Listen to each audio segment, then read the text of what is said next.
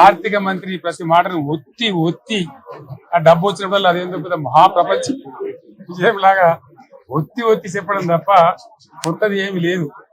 ఒత్తి ఒత్తి పలుకులు పలకడం తప్ప కొత్తగా చెప్పింది ఏమి లేదు. కొత్త సంక్షేమ పథకం కానీ ఏది కూడా లేదు. మహిళల పట్ల కూడా చాలా స్పష్టంగా చెప్పాల్సిన అవసరం ఉండే. కానీ వాళ్ళు మేము 1,00,000 కోట్లు ఇస్తాం అన్ని రుణాలు, ఆ రుణాలు వీలేదో ఇస్తున్నట్టుగా ఆల్రెడీ ఉన్న స్కీమే, నథింగ్ న్యూ అబౌట్ ఇట్, ఏమి లేదు. వెరసి ఇష్యూ యాజ్ ఏ హోల్.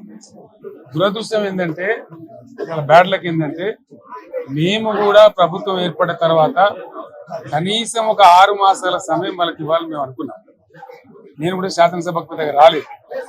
కానీ ఈరోజు బడ్జెట్ చూస్తే ఏ ఒక్క పాలసీ ఫార్ములేషన్ జరగలేదు.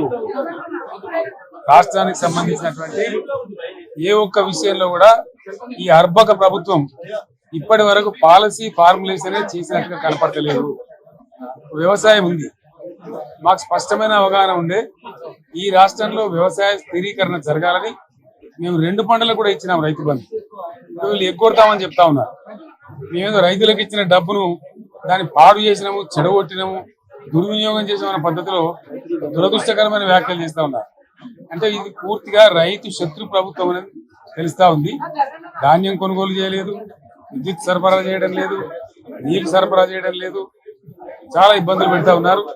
ఇంకా రైతు భరోసా, రైతు బంధు గురించి ఇంకా ప్రస్తావనే లేదు. ఎప్పుడేస్తారని మా ఎమ్మెల్యేలు అడిగితే కూడా కనీసం సమాధానం చెప్తలేరు. కాబట్టి రైతులను వంచింది ప్రభుత్వం, వృత్తి కార్మికులను వంచింది. ఒక్క పాలసీ, ఇండస్ట్రియల్ పాలసీ ఏమిటి? ఏమి లేదు. బట్టి గ్యాస్ ట్రాష్ పంచరంగ ఈస్మాన్ కలర్ లాగా చెప్పడం తప్ప, స్టోరీ టెల్లింగ్ లాగా ఉన్నది తప్ప బడ్జెట్ చెప్పినట్టు లేదు.